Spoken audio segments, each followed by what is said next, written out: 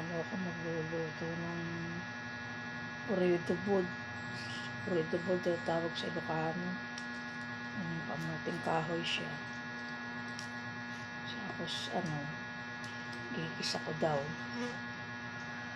First time kong gagawin to, di ako marunong kasi ang husband ko ang nagluluto ng ganun. Palibasa Ilocano siya.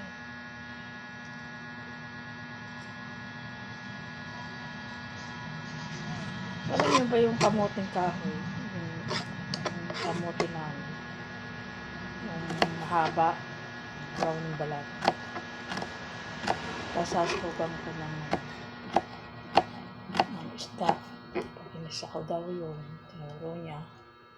Pag-inisa ko, pinagisa ko na daw yung